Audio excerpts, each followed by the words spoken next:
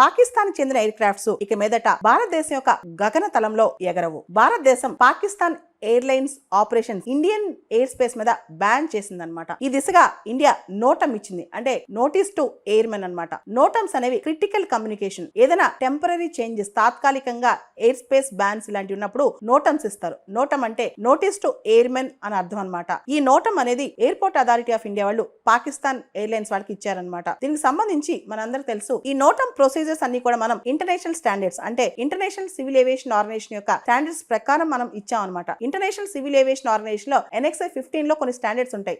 ఏ టైంలో, ఎలాంటి టైంలో గగన తలంలో మనం ఇతర దేశాల యొక్క విమానాలను రానివ్వకూడదు. ఈ స్టాండర్డ్స్ ప్రకారమే మనం పాకిస్తాన్ కి నోటం ఇచ్చాం, అంటే మీ ఎయిర్ క్రాఫ్ట్స్ ని మా గగన తలంలోకి రానివ్వు అని చెప్పి. ఇప్పుడు మనం గమనిస్తే గనక పాకిస్తాన్ గవర్నమెంట్ 5 రోజుల క్రితమే ఒక డెసిషన్ తీసుకుంది. భారత విమానాలు, భారత నుంచి ఆపరేట్ అయ్యే విమానాలు, భారతదేశం యొక్క ఎయిర్లైన్స్ ఇవన్నీ కూడా పాకిస్తాన్ ఎయిర్ స్పేస్ లోకి రాకూడదు అని చెప్పి ఒక పెద్ద డెసిషన్ తీసుకుంది. దానికి సంబంధించి భారతదేశం రకరకాల ఆల్టర్నేటివ్ రూట్స్ లో వెళ్తుంది అనమాట. దీనివల్ల మన ఆపరేషన్ ఎక్స్పెండిచర్ కానీ, airlines Europe, middle east, America ఇలా ఇతర దేశాలకు వెళ్లే విమానాలన్నీ కూడా రూట్ మార్చి వెళ్తున్నాయి. దీనివల్ల టైం చాలా పెరిగిపోతుంది. ప్రతి వారం దాదాపు 100 కోట్ల రూపాయల మేర ఆపరేషన్ కాస్ట్ పెరుగుతుందంటే భారతదేశానికి పాకిస్తాన్ విధించిన ఈ ఆంక్షల వల్ల. ఇది ఇలా ఉండగా అమెరికా ఈ టెన్షన్స్ ని ఇంకా ఎస్కలేట్ చేయొద్దు, మీరు టెన్షన్స్ తగ్గించుకోండి అని చెప్పి ఇండియాని, పాకిస్తాన్ ఇద్దరిని కూడా అమెరికా అభ్యర్థించింది.